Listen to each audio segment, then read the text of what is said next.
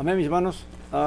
Hoy tenemos, sí, hoy comenzamos el libro a los Efesios o a la congregación de Éfesos. Amén. Y como siempre deseando encontrar o entender o conocer el espíritu que guió a Saulo para escribir esta carta, amén. Cómo el Espíritu Santo lo ministró, lo guió para que escribiera estas palabras a esta congregación y poder recibir de la misma, pues, el Espíritu con que Dios la concedió, amén. Una de las cosas que vemos en el libro de Éfeso, que es una carta diferente, es el hecho de que tiene la intención de fortalecer la vida de los creyentes. Amén. Si hay una carta que realmente fortalece la vida de nuestra como creyentes, es esta carta. Amén. Y esta carta es escrita no para evangelizar, sino para fortalecer al que ya está en la fe. Amén. Y tiene la intención de fortalecerlo, primeramente revelándole qué fue lo que Dios nos dio, en qué consiste el evangelio, en qué consiste esta vida de fe, por qué es que estamos en ella y por qué Dios nos la dio y para qué Dios nos la dio. Amén. Y claramente con la intención de que al fortalecer nuestras vidas, claramente nosotros podamos vencer cualquier cosa que nos quiera afectar. Amén. Porque recuerde que es la fe. La fe es la certeza de lo que se espera, la convicción de lo que no se ve. Pero fíjese que la certeza viene es por la convicción. Si alguien no está convencido de algo, lo más seguro es que no tenga certeza de lo que espera. Así que la certeza es producto de la misma convicción. Entonces lo que Dios hace a través del Espíritu y a través de la Escritura y a través de los siervos es darnos convencimiento, convencernos de que todo esto que estamos viviendo y todo esto que hemos creído realmente es verdad. Amén. Y Dios no solamente nos va a dar pruebas a través de la Escritura, sino que cada uno va a experimentar en su propia vida esa convicción. Al ir sintiendo en su propia vida la presencia del Espíritu Santo en su vida. Amén. El gozo que uno va sintiendo, la alegría. Amén. Ver cómo Dios realmente está al lado de uno. Esa es la intención primordial de esta carta. Amén. De verdad que es una carta que si uno le pone atención, está llena de cargadas de fortalecer el espíritu de los creyentes. Amén. Dice así, capítulo 1. Saulo, un apóstol de Yeshua el Mesías, por voluntad de Elohim, a los santos y fieles en Yeshua el Mesías. O sea, esto es solamente espiritual. Esto viene de Yeshua a sus fieles, a sus santos. Amén. Y eso solamente es algo que es privado para ellos. Esto no es para el mundo. Esto es para el pueblo de la fe. Amén. Para el mundo hay enseñanzas evangélicas donde hablamos del arrepentimiento y eso, pero esto hay que entenderlo como algo que viene exclusivamente para el pueblo creyente. Amén. Ahora, claramente, Yeshua no puede darnos nada que no sea conforme a la voluntad del Padre. Amén. Eso hay que tenerlo claro. El Padre es la fuente de toda bendición. Amén. Pero claramente, a través de su Hijo es que esas bendiciones son derramadas sobre nuestras vidas. Amén. Así que Saulo es discípulo de Yeshua porque Yeshua fue el que lo escogió, pero todo estaba dentro de la voluntad del Padre. 2 dice, gracia y paz a vosotros de Elohim nuestro Padre, de Elohim Dios nuestro Padre y del Señor Yeshua el Mesías. Amén. Y casi siempre se usan esas dos palabras de Elohim y Padre. Amén. O de Dios y Padre. Yeshua mismo, cuando resucitó y se le apareció a los discípulos, dijo voy a mi Dios y a mi Padre, a vuestro Dios y a vuestro Padre. Amén. Entonces, tanto es Dios y Padre nuestro como es Dios y Padre de nuestro Señor Yeshua el Mesías. Y ya entra él en la carta dando alabanza a Dios, diciendo: bendito el Dios y Padre de nuestro Señor Yeshua. Amén. Y la razón por la cual él bendice a Dios el Padre de nuestro Señor Yeshua es por todas las cosas que él va a decir de lo que Dios ha hecho para con nosotros en su Hijo amado. Amén. Dice: bendito el Dios y Padre de nuestro Señor Yeshua el Mesías, quien nos bendijo en los cielos con toda bendición espiritual en el Mesías. O sea, ¿dónde está nuestra bendición? ¿Dónde está la bendición de los creyentes? ¿Aquí en la tierra o en dónde? En los cielos. Toda la bendición que Dios ha destinado para los creyentes está en los cielos. Amén. Y eso claramente, aquí no está hablando nada terrenal, está hablando solamente de qué. Recuerde, esto es para creyentes. El creyente es el que ha puesto los ojos ¿dónde? Donde está Yeshua a la diestra del Padre. El creyente no es el que ha puesto los ojos en las cosas de la tierra. Amén. Y eso hay que entenderlo. Por eso aclaré, la intención del Espíritu es fortalecer a los creyentes, aquellos que han puesto su confianza y su fe en lo que Dios ha hecho. Amén. Y sobre todo en la obra de Yeshua el Mesías. Amén. Mirando la vida, mirando lo que no se ve. Amén. Y no mirando las cosas de este mundo. Amén. Y esto claramente lo hace con la intención de ¿qué? De que el creyente ponga sus ojos siempre allá arriba, que no los baje de allá. Amén. Porque en el momento que empezamos a bajar los ojos, entonces las cosas se nos van enredando, se nos van complicando. Amén. Luego dice: con toda bendición espiritual en el Mesías. O sea que la bendición es un paquete que tiene un montón de cosas, un montón de aspectos que tienen que ver con nuestra bendición. Amén. No es una sola cosa. Amén. Y él va a empezar a describir algunas de ellas. Dice: según nos escogió en él antes de la fundación del mundo. ¿Quién nos escogió? ¿Quién escogió a los creyentes antes de la fundación del mundo? El Padre. Amén. Ahora, ¿en quién fuimos escogidos? ¿O en quién fueron escogidos? En Yeshua el Mesías. Él hace referencia a Yeshua el Mesías. Amén. Ahora, dice que antes de la fundación del mundo.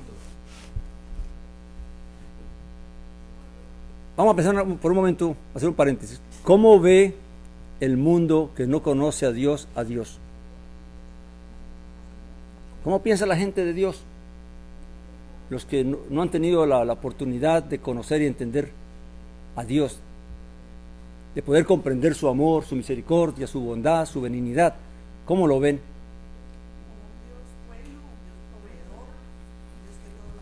Sí, pero también muchos lo ven como un Dios imparcial, un Dios injusto, porque permite esto, porque permite aquello, ¿verdad? Imparcial porque favorece a unos y a otros no, porque a unos les va bien y a otros les va mal. O sea, el mundo percibe a Dios conforme a su vida. Amén. El que no conoce a Dios lo percibe conforme a lo que puede ver. Amén. Y a las cosas que no puede explicarse. ¿Por qué tanta violencia? ¿Por qué tanto esto? ¿Por qué unos son ricos, otros son pobres? ¿Por qué unos se enferman, otros no se enferman? ¿Por qué unos se mueren, otros no se mueren? Amén. ¿Por qué a esto le pasaron estas cosas y a aquel no le pasaron nada? Entonces la gente anda cuestionándose acerca de Dios. Amén. Hay otros que mirando la misma Biblia, las mismas escrituras, mirando el primer pacto, ven a Dios como a un Dios que es, ¿cómo lo escribí por aquí? Intransigente. Amén. Que es tirano porque la forma como hacía matar a familias, a naciones, a niños. Entonces, el que no ha entendido las cosas de Dios, el que no ha percibido, el que no se le ha concedido entender las cosas, el plan de Dios y el propósito de Dios, lo va a ver desde un punto. Amén. Hablaba con una persona y me decía, hablando de que la verdad no es absoluta, que la verdad es relativa, ¿verdad? Yo le digo, no, la verdad es absoluta. Lo que es relativo es como tú vas percibiendo esa verdad, ¿verdad? Vamos, la verdad es verdad. Ahora, cómo una persona percibe esa verdad, eso puede ser relativo, porque puede ser que uno vaya conociéndola poco a poco. Digamos que una persona ve el agua y para él la verdad es que el agua es líquida. Y un día viene alguien y le muestra un cubo de hielo y dice, mira, esto es agua. Dice, no, eso no es agua. El agua es así. Amén. Y luego cuando se derrite, dice, mira que sí es agua. Y entonces él conoció de que el agua puede tener otra apariencia, otra forma. Amén. Entonces la verdad va ¿qué? Va cambiando para él, pero la verdad es la misma. El agua puede manifestarse en varias formas, ¿verdad? Sea líquida, sea sólida, sea gaseosa. Entonces el punto es que Dios, la verdad de Dios es absoluta, simplemente que es relativa en la medida que el hombre la va conociendo, en la medida que el hombre la va entendiendo. Amén. Y para el mundo es muy difícil conocer a Dios, conocer la verdad de Dios, porque claramente van a ver solamente un aspecto de Dios. Porque para ver a Dios completamente hay que venir a la fe. Porque Jesús dice, nadie puede venir al Padre si no es por mí. Nadie puede conocer a Dios, nadie puede entender a Dios, a menos que lo veamos a través de Jesús, el Mesías. Ahora, esta palabra de que según nos escogió en Él antes de la fundación del mundo, ¿eso significa que nosotros ya existíamos? Que dice que nos conoció antes de que el mundo existiese. ¿Y cómo es que Dios nos conoció antes de que existiese? Si realmente ni el mundo existía todavía. Porque claramente la Escritura nos dice que su poder es tan grande que Él conoce todas las cosas. Él llama lo que no es como si fuera, porque Él tiene el poder para hacerlo realidad. Amén. Ahora, dice que nos escogió en Él. Quiere decir que ya Dios tenía un modelo. Antes de que el mundo existiera, Dios no hizo esto y después quiso arreglarlo. O sea, Dios creó el mundo y el mundo se le complicó y el mundo se distorsionó y ahora tengo que arreglarlo. No. Dios sabía que todo esto iba a pasar. Nada se ha salido del poder de Dios y de la voluntad de Dios. Todo va conforme Él lo vio y así lo hizo. Amén. Ahora, claramente, porque todo tiene un plan. ¿Cuál es el plan? Él está mirando a un pueblo y lo está mirando a través de la imagen de el Mesías. Porque Él es el modelo, Él es la imagen por la cual Dios iba a escoger todo ese pueblo. Amén. Ahora, claramente, ese pueblo no se manifestó inmediatamente, ¿verdad? Vino Adán, vinieron ¿qué? Todos los hombres y todo lo que conocemos de la historia, amén.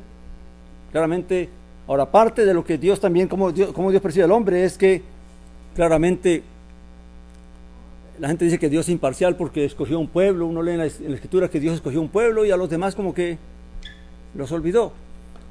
Pero póngase a pensar por un momento de la sabiduría de Dios y de la inteligencia de Dios. A partir de la nueva humanidad que se formó a partir de Noé, ¿verdad? Noé conoció a Dios, caminó con Dios, conversó con Dios. Sus hijos estuvieron allí. Ahora, ¿por qué a partir de ellos se formó una nueva humanidad? Y de esa nueva humanidad el hombre otra vez se rebela contra Dios, se olvida de Dios, se aleja de Dios. ¿De quién es la culpa? ¿De Dios o de los hombres? De los hombres. Ahora, cuando Dios coge a Abraham y a su descendencia y escoge a Israel como pueblo, lo hace porque es imparcial, porque está parcializado y solamente quiere un pueblo y no los demás, o que quiere recordarle a las naciones a través de Israel de que Él es el Dios verdadero. Ese era el propósito, que las naciones pudieran ver de que ese Dios que un día los hombres conocieron y a quien todos los hombres siguieron, está revelándose como el único Dios verdadero. Por eso humilló a Egipto, por eso humilló a los dioses de Egipto, para demostrar que no eran nada. Por eso muchos egipcios salieron de allá siguiendo, uniéndose a Israel, porque entendieron de que no había otro Dios. Amén. Y fíjense que Dios es tan bueno que no solamente se le reveló a Israel. Si uno lee la historia, se le reveló a reyes de otras naciones, a Nabucodonosor y a otros reyes, que llegaron a entender que Él era el único Dios verdadero. Amén. Pero no por eso el mundo cambió. El mundo sigue igual. Y tristemente hasta Israel falló. Ese pueblo que fue escogido, a quien Moisés le habló de que no hay otra nación como tú, que Dios haya escogido entre las naciones como tú, que todo lo hizo ¿para qué? Para motivarlos a entender de que era un pueblo especial y que debían serle fieles a Dios. Tristemente todas esas palabras las llevó el viento, porque Israel tristemente no obedeció. Amén. Entonces realmente no es que Dios sea imparcial o sea tirano. Dios tenía un propósito, Dios tenía un plan y lo ha llevado a cabo hasta el tiempo que todo se cumpla. Amén. Ahora claramente en el tiempo de Saulo se está viendo el cumplimiento de algo que antes no se había visto, y es que ahora viene entonces a revelarse que es a través de Jesús el Mesías que entonces el pueblo que Dios estaba esperando y estaba anhelando iba a levantarse. Amén. Pero no solamente ellos, porque claramente cuando pase todo lo que tenga que pasar y Dios levante a todos los muertos, pues todos los que han guardado la fe, porque no solamente los israelitas guardaron la fe, hay gente que no era israelita y temieron a Dios y obedecieron a Dios, como Job, como los amigos de Job, un montón de gente que guardó la fe. Amén. Aun cuando Dios no se les manifestó directamente de una manera así, pero guardaron la fe. Entonces toda esa gente también, cuando venga la justicia de Dios, cuando venga el juicio de Dios, pues cada uno recibirá su recompensa, si guardaron la fe o no la guardaron. Amén. Pero el punto es de que Saulo le está hablando es a la generación que le tocó ver la realización del plan de Dios. Amén. Ustedes son testigos y ustedes son los que están viviendo este momento que ninguna generación ha visto. Amén. Y por eso es que le habla con estas palabras, para fortalecerlos a ellos, para que entiendan lo que son, lo que han recibido, y no lo pierdan, y no lo dejen perder.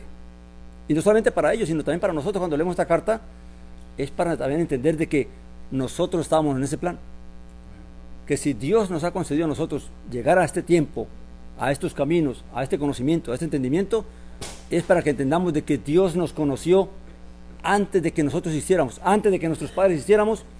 Ya Dios conocía que nosotros íbamos a venir ¿a qué? A sus caminos. Amén. Y todo eso Dios lo preparó en una sola imagen, en un solo modelo, que era ¿quién? Jesús el Mesías. Pero Él no se manifestó sino hasta el cumplimiento de los tiempos. Amén. Luego dice: según nos escogió en Él antes de la fundación del mundo, para que fuéramos santos y sin mancha delante de Él. Ahora, claramente Dios no hace nada sin un propósito. Amén.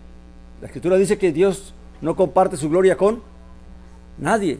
Amén. Ahora, si Dios derramó toda esta bendición en ese tiempo en que Saulo escribía esto a los creyentes de esa época, claramente era para darles a entender que también tenían un propósito ellos. Amén. Y era que ser ¿qué?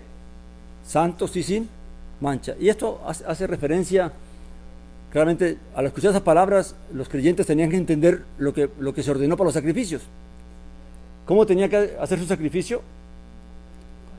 Pues la persona quería ofrecer un sacrificio, tenía que ir al rebaño, separar un animal de todos los que estaban allí, escoger uno, y al separarlo lo revisaba y lo examinaba para que no tuviera ningún defecto. Y una vez que lo ha separado de la manada, una vez que lo ha revisado y no encuentra ningún defecto, entonces ahora lo puede ¿qué? Ofrecer en sacrificio. ¿Qué es lo que Dios está diciendo a nosotros? Yo te tomé, yo te separé, Amén. Pero ahora te voy a examinar. Y no quiero hallar falta en ti. No quiero hallar defecto en ti. Amén. Porque en él, en nosotros, se tiene que manifestar ¿qué? La gloria de Dios. Que cuando el mundo nos vea, no vea defectos en nosotros, no vea manchas en nosotros, que no nos puedan señalar. Amén. Y el separarnos claramente también demuestra de que, aunque fuimos parte del grupo, ya no somos parte del grupo. Amén. Sí, antes yo andaba así, andaba con usted, andaba en la manada y hacía lo que la manada hacía, pero ¿sabe qué? Alguien me apartó, alguien me separó. Si usted quiere seguir en la manada, es su manada. Amén. Pero yo ya no puedo estar en esa manada. Ahora soy parte de otro grupo. Amén. Y así tiene que ser el creyente. Amén. Ahora, eso no nos hace que seamos odiosos y no. Simplemente entender que tenemos que vernos como que fuimos escogidos de Dios. Porque recuerde, si no nos convencemos de que Dios nos escogió, si usted no está convencido, o si yo no me convenzo de que Dios me ha escogido, el mundo y el enemigo van a minar esa incredulidad. Esa raíz de incredulidad que hay en mí, la va a minar y me va a hacer dudar. Y lo más seguro es que voy a decir, ¿sabe qué? Yo no soy de los escogidos. Yo me vuelvo atrás. Porque no te convenciste. Amén. No permitiste que Dios te convenciera. Amén. Sino que siempre dejamos la duda ahí, el temor allí. Amén. Tenemos que vernos como escogidos de Dios. Amén. No porque seamos mejores que nadie, pero a Dios le plació escogerte y escogernos. Amén. No porque seamos mejores. No podemos gloriarnos de que, es que me escogió porque yo soy mejor. No, tal vez éramos de los peores. Amén. Pero Dios nos escogió. Amén. Ahora, ¿por qué? A Él le plació en su voluntad hacerlo. Amén. Luego dice, claramente, el camino para entrar en comunión con Dios, ¿cuál es? La fe. Amén. Para eso el mensaje es para todo, ¿qué? El mensaje es para todo el mundo, para el que quiera creer. Amén. Luego dice que santos y sin mancha delante de Él. O sea, ¿delante de quién? De Dios, claramente, delante de los hombres. Amén. Habiéndonos predestinado en amor para ser adoptados hijos suyos por medio de Yeshua el Mesías. O sea que fuimos todos los creyentes, todos los que habrán de alcanzar la salvación, fueron predestinados ¿en qué? En amor. ¿Qué significa eso en amor? Por eso dice la Escritura, dice Juan, que tanto amó Dios al mundo que dio a su Hijo, para que nadie ¿qué? Se pierda y todos procedan al arrepentimiento. El sacrificio de Yeshua el Mesías es la revelación más grande del amor de Dios por nosotros y por todos los que crean. Amén. Pero Él los predestinó en ese amor. O sea, ¿qué significa? Que Yeshua, dice en la otra parte de la Escritura, fue predestinado desde antes de la fundación del mundo para ser nuestro Redentor. O sea, Dios nos escogió en Él antes de la fundación del mundo. En Él supo antes de la fundación del mundo que los hombres iban a apartar de Él, que los hombres iban a ser rebeldes, que los hombres iban a ser pecadores. Y conociendo eso también predestinó ¿quién? Al Mesías, para que Él fuera nuestra redención. Fíjate que todo eso lo hizo Dios antes de que el mundo fuera creado. O sea que esto no fue un accidente. Esto es parte de lo que ya Dios sabía que tenía que pasar. Amén. Ahora dice, habiéndonos predestinados en amor para ser adoptados hijos suyos. O sea, el propósito es que darnos la adopción de hijos. Porque Dios creó al hombre. Amén. Pero nunca el hombre pudo ser hecho hijo de Dios. Hasta que vino Yeshua el Mesías. Ahora, ¿por qué en Yeshua el Mesías recibimos la adopción de hijos? Porque Él es el Hijo amado. Y a través de Él recibimos la misma ¿qué? Adopción. Amén. Pero vamos a hablar primeramente de lo que hizo Dios a través de Jesús el Mesías, y luego hablamos de lo que hizo Yeshua para que esa bendición pudiera llegarse a nosotros. Amén. Luego dice que, habiéndonos predestinado en amor para ser adoptados hijos suyos por medio de Yeshua el Mesías. Otra cosa, cuando Pablo dice estas palabras, hay que entender una cosa. Saulo está queriendo poner en el corazón de la persona, más que ser un creyente, más que ser un escogido, es que se considere a sí mismo hijo de Dios. ¿Nos consideramos nosotros realmente hijos de Dios? Cuando oramos y decimos Padre amado, ¿lo estamos diciendo de verdad o es simplemente una repetición de una frase? ¿Vemos a Dios como realmente como nuestro Padre o es simplemente una expresión que hacemos? Amén. Recuerde, esto es convicción. Uno ora conforme a la convicción que tiene. Si yo digo Padre amado, simplemente porque es una expresión, pero no estoy convencido de que realmente soy su hijo, porque Él me redimió, porque Él me adoptó, porque Él me llamó y me separó, entonces yo estoy simplemente repitiendo ¿qué? Una frase, una expresión. ¿Amén? Y las frases eran repetitivas. Por eso Dios dice, una cosa que Dios me decía que a mí me llamó la atención es que dice Él, que no hagáis como los gentiles, que hacen repetición ¿de qué? De palabras. La oración no puede ser la misma siempre,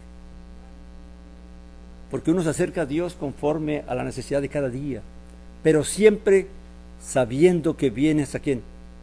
Al Padre. Amén. Que Él es nuestro Padre y nuestro refugio y nuestro ayudador, nuestro sustentador. Si no lo vemos así, estamos viendo a alguien como que no estamos seguros que realmente me va a escuchar, como que realmente tiene algún sentimiento hacia mí. Amén. Y si no tenemos convencidos de eso, no vamos a orar con fe. Nuestra oración va a ser algo vacío, porque no hay esa convicción de lo que somos. Amén. Entonces todo esto Saulo lo dice a ellos no para halagarles, es para darles convicción de lo que son y por qué son lo que son y por qué somos lo que somos. Amén. Luego dice, complacencia de su voluntad, según la complacencia de su voluntad, para alabanza de la gloria de su gracia. Amén. ¿Cuál es la gloria de su gracia? ¿Y por qué era para dar alabanza a esa gloria de su gracia? Pues la gloria de su gracia la gracia es todo lo que se nos concedió a través de Jesús el Mesías. Él es la gracia de Dios. Amén. Para toda la gloria que Dios manifestó a través de esa gracia, de enviar a su Hijo, de probar a su Hijo, de hacer pasar a su Hijo por todos esos sufrimientos, todas esas aflicciones y todo ese dolor, llevarlo hasta la muerte, amén, para probar su obediencia, su fidelidad, y luego levantarlo entre los muertos. Toda esa manifestación de poder es la gloria de esa gracia. Amén. Claramente, ahora, ¿para qué? Para alabanza. ¿Por qué nosotros decimos gracias, Padre? Porque cuando oramos damos gracias, Padre, por la vida de tu Hijo amado. Gracias por su sacrificio, por su vida, por su sufrimiento. Amén. Por su ejemplo, por su obediencia. ¿Cuánta alabanza damos a Dios por todo lo que Él manifestó en nosotros a través de la vida de Jesús el Mesías? Amén. Hay mucho que agradecer a Dios. Amén. A través de Él. Luego dice, para la alabanza de la gloria de su gracia, que nos concedió gratuitamente en el amado. O sea, dos cosas importantes. Toda esa bendición que Dios derramó sobre nosotros, sobre los llamados, sobre los escogidos, lo hizo primeramente gratis. Amén. Toda esa bendición, toda esa gracia, lo hizo gratis para los creyentes, para los llamados. Ahora, todo eso fue ¿en quién? En su amado. Ahora, interesante que la palabra que usa Pablo allí es amado. ¿Por qué amado? Porque claramente fue en Jesús el Mesías en que se dio testimonio desde el cielo y dijo, este es mi Hijo amado, en quien tengo complacencia. O sea, en Él se nos derramó toda esta bendición, y todo eso fue gratis. ¿Para qué? Para nosotros, porque todo lo que Dios nos pidió que es, o nos pide que es, crean al Evangelio, crean la palabra, crean el mensaje. Amén. Y a través de esa fe, entonces recibimos toda esta gracia y toda esta bendición. Amén. Ahora, Saulo va a pasar de lo que Dios hizo, de lo que el Padre hizo, a lo que el Mesías hizo. Amén. Porque nada de lo que Dios había predestinado y Dios preparó desde antes del mundo hubiera sido posible si entonces no aparece ¿quién? Yeshua el Mesías, nuestro Señor. Y es en Él donde realmente la confianza se va a firmar, porque cuando los creyentes oían hablar todas estas cosas de Saulo y entendían que la misma presencia de Yeshua el Mesías ratificaba todas estas palabras, claramente la intención del Espíritu que es fortalecer al creyente, convencer al creyente en la fe, a permanecer, a valorar lo que se nos ha dado y a vivir cada día más en ella. Amén. Luego dice en el amado, dice, en quien tenemos ¿qué? La redención por su sangre. ¿Qué significa redimir? ¿Por qué fuimos redimidos? ¿Y con qué fuimos redimidos? Con la sangre del Cordero inmolado, amén. Un Cordero sin mancha y sin tacha. Ahora, ¿qué significa redimir? La palabra redimir la encontramos en el primer pacto, cuando una persona perdía su herencia, cuando una persona tenía que hacerse esclava por causa de su necesidad material, tenía que venderse como esclavo por un tiempo, entonces había forma de redimirlo. Redimir significa rescatar algo que está perdido. Amén. Entonces aparece de que el pariente redentor, el pariente más cercano, también había la redención para vengar la muerte. Amén. Pero claramente las personas tenían que, si era comprar una herencia que se había perdido, pues había que recuperar ¿qué? Pagando el precio por la herencia que había que pagar, ¿verdad? O si era alguien que se había vendido por tantos años para trabajar como esclavo y venía un familiar y decía, ¿sabes qué? Yo no quiero verte esclavo de nadie. ¿Cuántos años te ofreciste? Te vendiste 5 años. ¿Cuánto se valoró cada año? Tanto. Pues aquí está el dinero, paga tus 5 años que debías trabajar y libérate de esa esclavitud. Así era como se recuperaba algo que se había. Ahora, ¿en qué condiciones estábamos nosotros? ¿O están los hombres?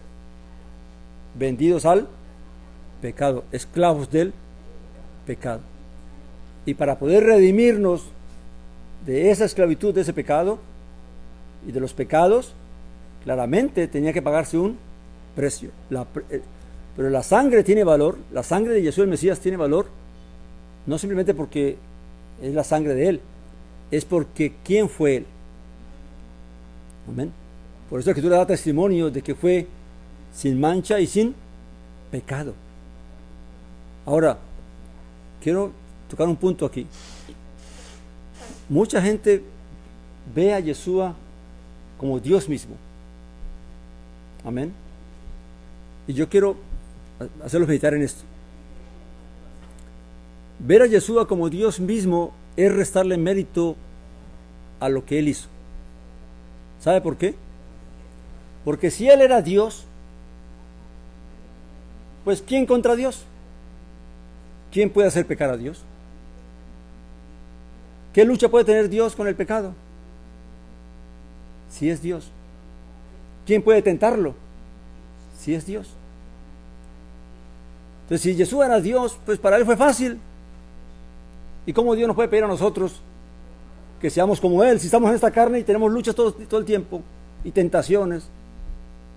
No podría ser así. Amén. ¿Pero por qué Él es la imagen? Porque Yeshua fue hombre. Y como hombre también luchó. Y también resistió la tentación. Y también se guardó de maldad, de pecado. Amén. Recordemos que cuando Dios creó a Adán, Adán no era pecador. Adán vino a sentir toda la maldad y toda la vergüenza después que comió el fruto, pero antes no tenía esas luchas. Pues Yeshua fue hecho en esa pureza. Amén. Pero se conservó en esa pureza. Y por eso fue tentado. Si no, entonces la tentación del diablo fue ficticia. Entonces, si él era Dios y el diablo está tentando a Dios, cuando la Biblia dice que nadie puede tentar a Dios, amén, claramente sería restarle la gracia del Mesías. Y la gracia más grande del Señor Jesús el Mesías es que como hombre fue puro y fue sin mancha y fue sin defecto. Y por eso nosotros también podemos imitarle a Él y llegar a ser como Él, limpiándonos cada día más de toda impureza y de toda maldad. Amén. Buscando cada día ser hechos conforme a la imagen ¿qué? Del varón ¿qué? Perfecto. Entonces, si fuera Dios, ¿cómo? No nos piden ser como Dios, nos piden ser como el varón ¿qué? Perfecto, porque Yeshua fue un varón. Amén. Ahora fue perfecto. Amén. Y nosotros tenemos que buscar esa perfección. Amén. Así que si la gente a veces decimos cosas por la doctrina y todo, pero a veces no nos detenemos a pensar que las cosas en la Escritura están de otra manera. Amén. Para que nosotros podamos entenderlas de otra manera. Luego dice que en quien tenemos la redención por su sangre, ¿cuál es el primer beneficio? El perdón de pecados. En el capítulo 2 de este libro vamos a encontrar más adelante que Saulo les dice a los creyentes: vosotros estabais muertos en vuestros delitos y pecados. Ahora, ¿por qué estábamos muertos en delitos y pecados? Porque habíamos pecado. Entonces, para poder darnos vida, Dios, ¿qué tenía que hacer? Primeramente, quitar la causa de nuestra muerte, ¿verdad? ¿Que era qué? El pecado. Al perdonar nuestro pecado y al liberarnos del poder del pecado, entonces Dios puede darnos vida nueva nuevamente. Amén. Por eso la primera bendición es realmente la venida del Mesías mismo, el sacrificio del Mesías.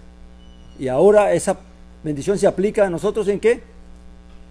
Lo que está estorbando lo que está causando nuestra muerte es quitado para que seamos liberados y recibamos entonces la vida. Amén. Entonces dice: en que tenemos la redención por su sangre, el perdón de los pecados, conforme a las riquezas de su gracia. O sea que eso es solamente una parte de las riquezas de la gracia de Dios. Ahora, es interesante que para venir a tener comunión con Dios y tener adopción de hijos, la persona tiene que pasar por el entendimiento de la liberación del poder del pecado. Ahora, ¿por qué digo esto? Porque hay religiones donde la persona nace dentro de una religión. Amén. No porque uno como creyente tenga un hijo, ese hijo también está en la misma condición que uno, no. Si tengo un hijo, no porque yo soy creyente y me considero dentro de la salvación, él está dentro de la salvación. No. Él tiene la gracia y la bendición de que puede recibir la instrucción de los padres. Pero él tiene que experimentar el perdón de Dios. Tiene que experimentar lo que es el arrepentimiento, de reconocer que peca y que puede llegar a pecar. Y que la única forma de mantenerse libre de pecado es que él busque ¿a quién? A Dios. Nadie recibe el reino de los cielos por herencia de los padres. El reino de los cielos se recibe por fe, y por fe en Yeshua el Mesías. Y aquí uno se pregunta algo: porque una persona es bautizada y se le echa agüita en la cabeza, amén, y pertenece a una religión, no por eso está en el reino de los cielos. Ningún hombre tiene el poder para decidir quién entra o quién sale del reino de los cielos. El único poder que se les otorgó a los siervos de Dios es la llave para que abran la puerta para que la gente pueda entrar. Pero nadie determina, ningún hombre puede determinar quién entra y quién sale. Porque solo Dios es el que otorga ¿qué? La vida, la salvación. Nosotros solamente tenemos el derecho ¿qué? De presentarla, de enseñarla, de revelarla, y que cada persona decida y que Dios en su voluntad actúe para con cada quien conforme a su voluntad. Amén. Claramente también no somos llamados para vivir como queramos, sino que tenemos que imitar la vida de Yeshua el Mesías. Amén. Dice el 8, que hizo sobreabundar para con nosotros en toda sabiduría e inteligencia.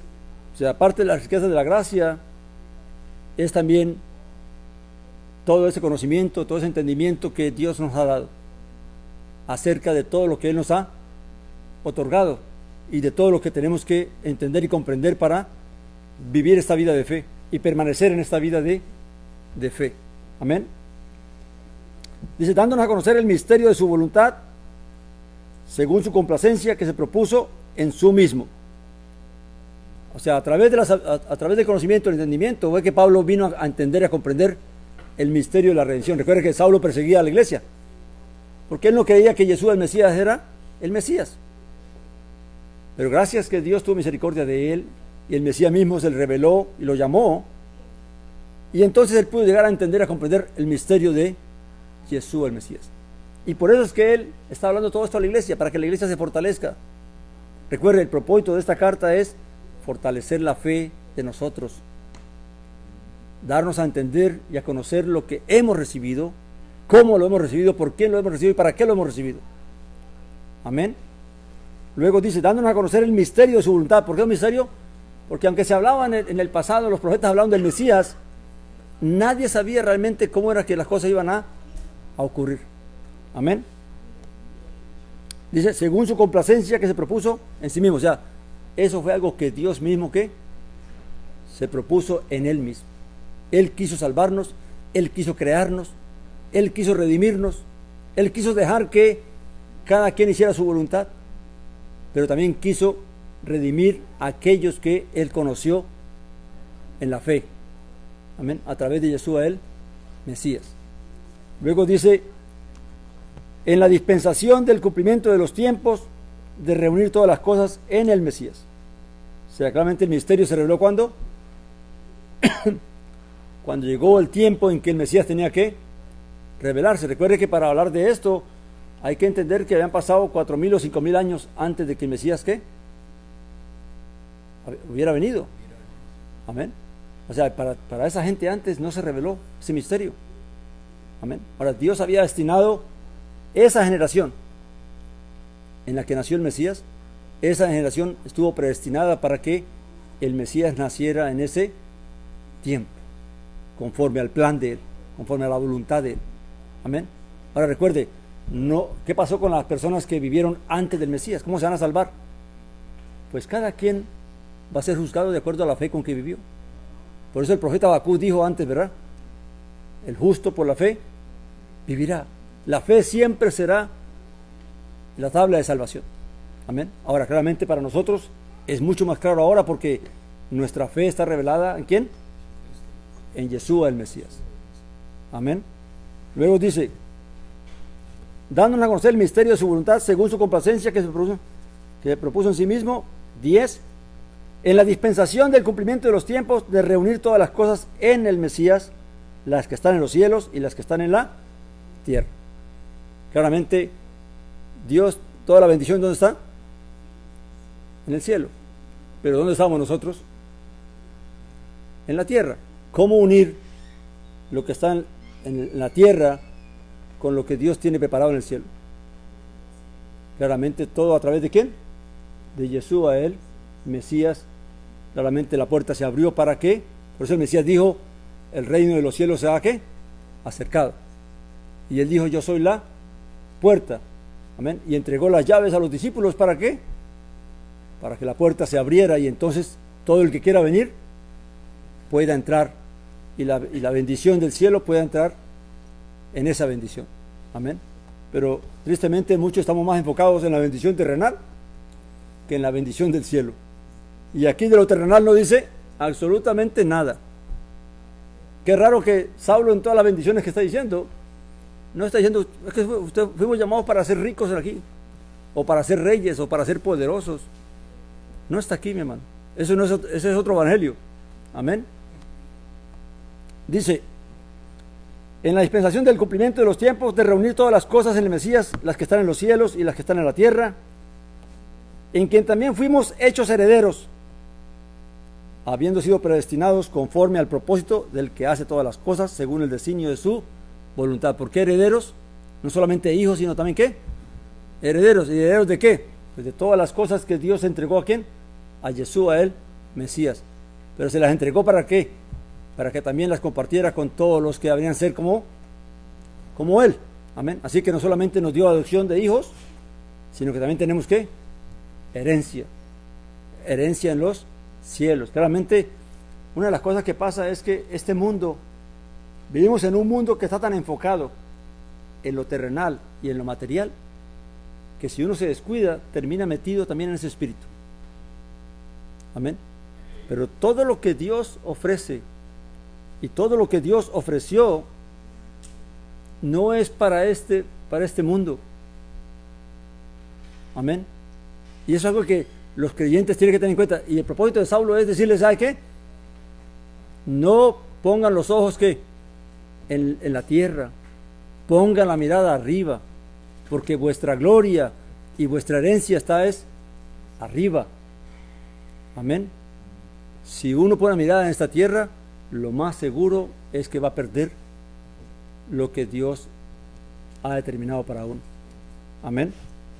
Luego dice, en quien también fuimos hechos herederos, habiendo sido predestinados. O sea, predestinados ¿para qué? Para recibir herencia, para recibir... ¿Cuál es la herencia más grande que tenemos? La vida. La vida. ¿Sabe cómo está, según la Escritura, cómo está el mundo? ¿Cómo está la gente? Están muertos en sus delitos y pecados. Por eso nos dice la Escritura, despierta que tú que duermes y te alumbrará ¿quién? El Mesías. Amén. El mundo está muerto y no lo sabe. ¿Por qué? Porque claramente no hay vida después de esta vida. Pero para el que ha creído, para el que ha recibido la gracia de Dios y el amor de Dios, claramente esta vida no es todo. Hay otra bendición para todos aquellos que perseveran en esa fe. Amén. Así que los ojos hay que ponerla en lo que viene y no en lo que está. Amén. Si aquí tengo que pasar esa vida a duras penas y con necesidades, pues la voy a pasar, porque lo que quiero es lo otro.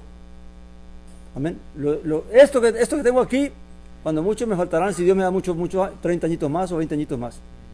Y ya me estoy despidiendo. Así que me voy a poner mis ojos yo, como dijo alguien por ahí, después de ya viejo voy a querer yo plata. Amén. O voy a ponerme yo a querer disfrutar estos pocos años que me restan para perderme lo que viene. No, prefiero pasar dificultades estos años que me faltan y heredar lo que viene. Eso depende de cada quien. Amén. Luego dice, conforme al propósito del que hace todas las cosas según el designio de su... ¿Quién es el que hace todas las cosas? Dios, el Padre, conforme al designio de su propia ¿qué? Voluntad. Fue voluntad de Él y de nadie más. Amén. El Mesías llevó a cabo la voluntad de Dios, pero la voluntad fue de el Padre, de Dios. Amén. 12. A fin de que seamos para alabanza de su gloria, nosotros los que primeramente esperábamos en el Mesías. O sea, a fin de que seamos para alabanza de su gloria. ¿Por qué alabanza? ¿Por qué la redención de los santos es para alabanza de la gloria de Dios? Porque en la medida que los santos ven la cantidad de gente que va viniendo a los caminos, que va viniendo a la fe, y entendemos la obra que se ha hecho, lo que Dios ha hecho para que esa persona venga a sus caminos, para que venga a ser parte del pueblo de Dios, entonces claramente, ¿qué sale de nosotros? ¿Qué expresión sale? Bendito sea Dios que tuvo misericordia de todos nosotros. Bendito sea Dios que aunque no éramos dignos, en su misericordia nos llamó, abrió nuestros oídos, abrió nuestros ojos y nos reveló su gracia y su salvación. Amén. Entonces cada vez que uno ve que una persona se salva, que una persona confiesa, que una persona viene y busca a Dios, ¿qué más puede salir de nosotros? Darle gloria a Dios, darle alabanza a Él por su misericordia, por su amor, por su bendición, por su salvación. Amén. Dice, a fin de que seamos para alabanza de su gloria, nosotros primeramente esperamos en el Mesías. Claramente, ¿por qué Saulo dice eso? porque el pueblo judío en aquella época eran los que estaban esperando al Mesías. Amén.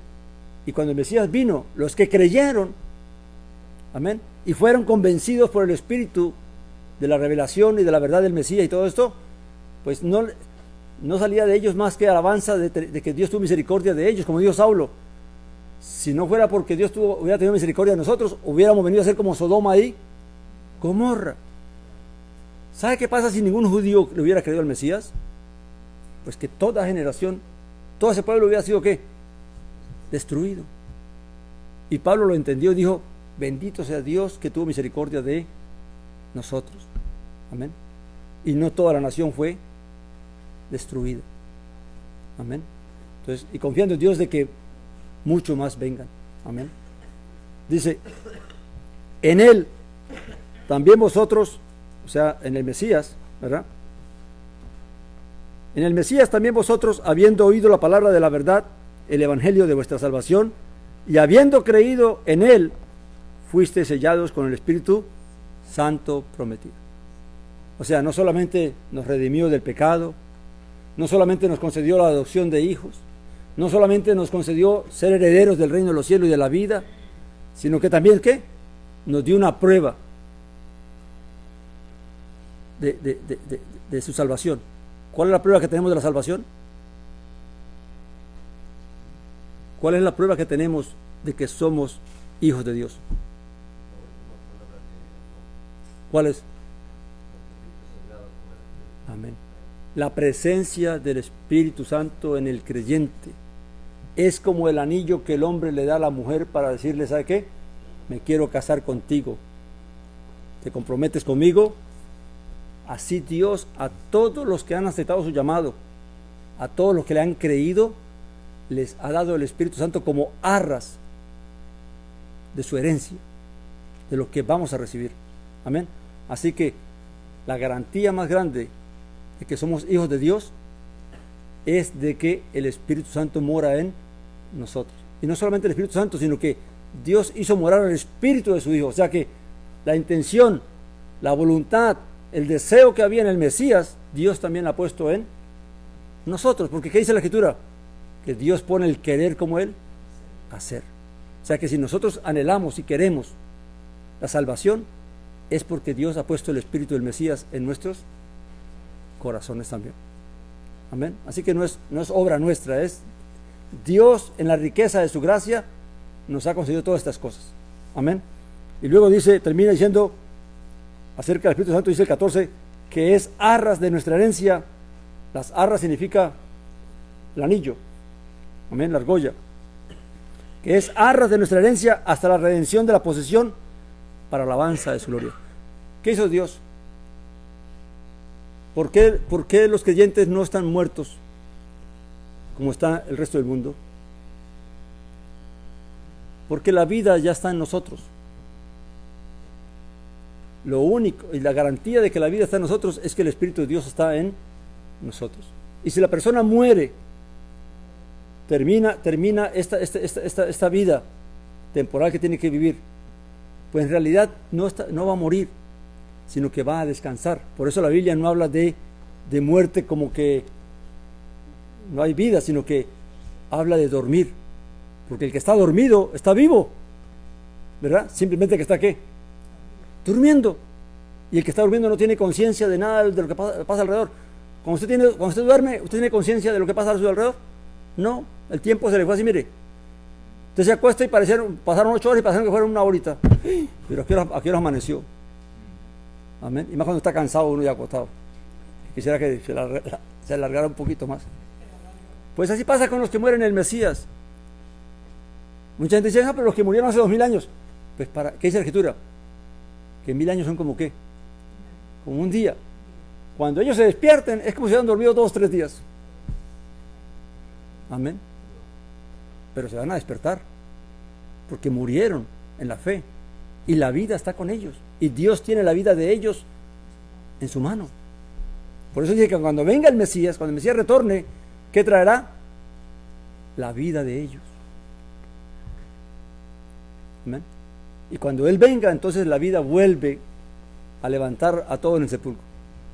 Claramente ya no con ese cuerpo, sino con un cuerpo glorificado. Ahora, ¿cuál es el propósito de Saulo de todo esto para los Gálatas? Fortalecerlos en la fe, que lo que hemos recibido no es cualquier cosa, que vale la pena ser diferente, que vale la pena ser separado, ser apartado, que no vale la pena vender, que no pase como Esaú, que por un plato de lentejas, ¿qué? Vendió su primogenitura. Amén. Para eso es la palabra en este día. Amén. Para fortalecernos. Vale la pena cualquier pérdida, cualquier cosa en esta vida, con tal de alcanzar la herencia. Porque, como dice la Escritura, ¿de qué te sirve ganar el mundo si pierdes tu alma? ¿De qué te sirve ser famoso y ser grande y ser poderoso si al final no tienes la vida? Todo se queda ya en el sepulcro. Amén. Mucha gente dice, no, que en esta vida morimos y no nos llevamos. No, sí nos llevamos algo. Hay quienes mueren y no se llevan nada, pero hay quienes mueren pero se llevan la vida. Así que sí podemos llevarnos algo, no nada material, pero lo material está ya esperándonos, porque el Señor dice que ¿qué? Que toda la bendición está ¿dónde? En los cielos. Y la Biblia habla de que cuando venga el juicio y todos vengamos delante del Mesías, cada quien recibirá conforme ¿qué? A lo que hayamos hecho en esta vida. Amén. Así que o el Mesías no, o estaba bromeando o estaba mintiendo cuando dijo, no hagáis tesoros en la tierra, sino hacéis tesoros en el cielo. Entonces quiere decir que realmente sí hay algo esperándonos allá. Amén. Y el Mesías le dice a los que se preocupan por la riqueza de este mundo, dice, ¿qué parte no entendieron ustedes? De que los tesoros no son en esta tierra, sino arriba. Y nosotros andamos afanados haciendo los tesoros aquí, en esta tierra. Amén. Entonces vamos a dejarlo allí, mis hermanos. Yo espero que hoy realmente el Señor nos haya fortalecido, no solamente a los que estamos aquí, sino a los que van a escuchar el mensaje, y que realmente entendamos que la bendición que hemos recibido, mi hermano, no tiene comparación, no tiene igual, y que no vale la pena perder todo esto por un plato de lentejas. Amén. Amén, hermano. Padre Santo y Padre bueno, bendito, alabado sea tu nombre.